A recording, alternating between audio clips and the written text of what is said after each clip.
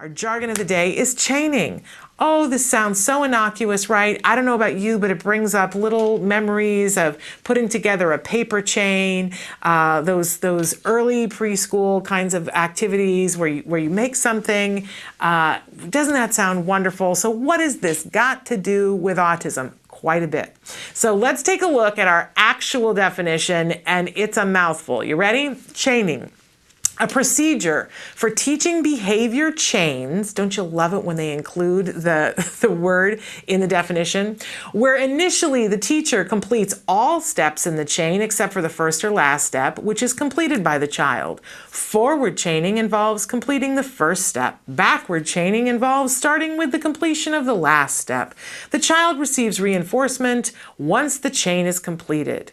When the child shows competence in completing the first or last step in the chain, the teacher performs all but the mastered step and the next step in the chain, and so on until the child is completing the entire behavior chain independently. Now, it's a really long one, but it's not the worst actual definition, right? But let's see if we can't condense it down, make it a little bit more user-friendly. Let's go on to our working definition for you. Chaining, a procedure for teaching a behavior sequence where the child masters one step at a time while the teacher completes the remaining unknown steps until the child has mastered all the steps in the chain and is completing the whole sequence independently. Not that much better, a little less wordy, right? Okay, we've been talking about this all week long, because we talked on Tuesday about a task analysis.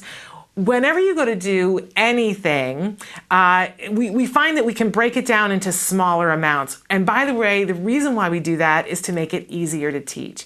If you were going to teach me how to downhill ski, I can just tell you I would be overwhelmed because it involves balance, it involves being in heights, being on the lift, it involves cold, right? And all of that is going to take up space in my brain. You're trying to teach me how to point my skis, and I'm thinking about how cold it is, right? So if we were going to do a task analysis on skiing and look at all the different skills and all the different behaviors we have to engage in to be successful, I would imagine after we did the task analysis that we could pick some of those out and say, we don't necessarily have to work on that in the cold, right? But even if we were going to work on in the cold, we wouldn't work on everything all at the same time because I would get overwhelmed as a learner. This is not going to be true of all things that we're teaching, but when we see that somebody is having difficult learning something, we can use our task analysis and we can use chaining to make it really possible to make learning fun and not overwhelming.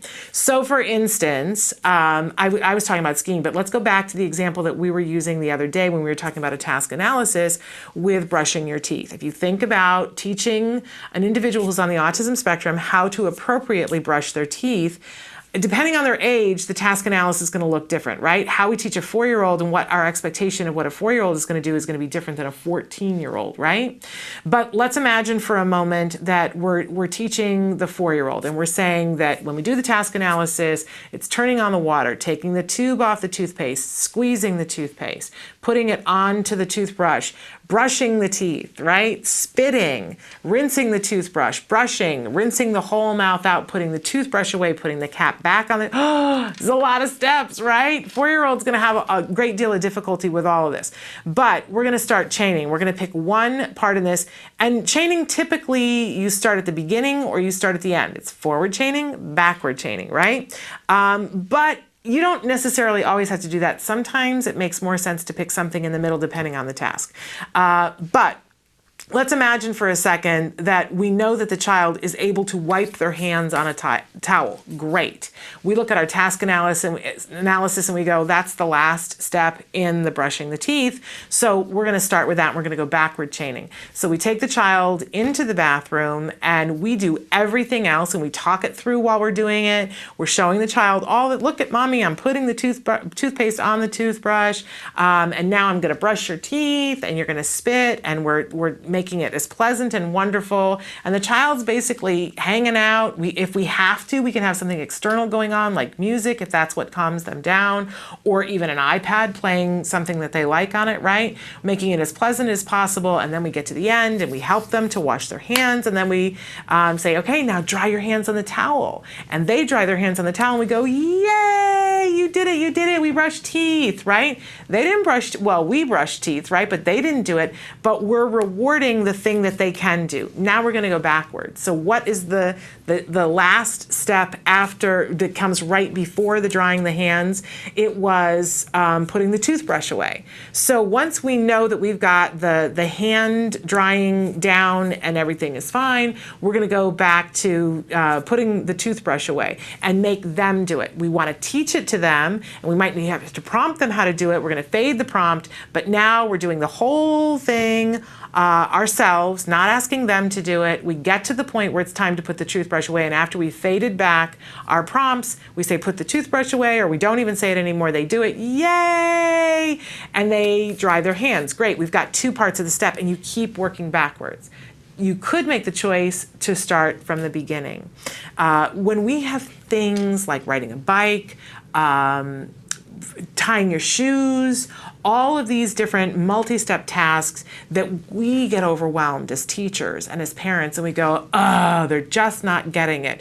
That's a key time to step back, do a task analysis, and then when you got the task analysis, look at it and go, all right, how do I want to chain this baby? It's just like the paper chains that we made in 1st and 2nd grade. Think of each one of those little paper links as one little teeny tiny behavior that then we are going to interlock with another one until we end up with a really long chain. Does it take a long time? You betcha it does. And is it something that requires a great deal of patience and forethought? Yes, it does.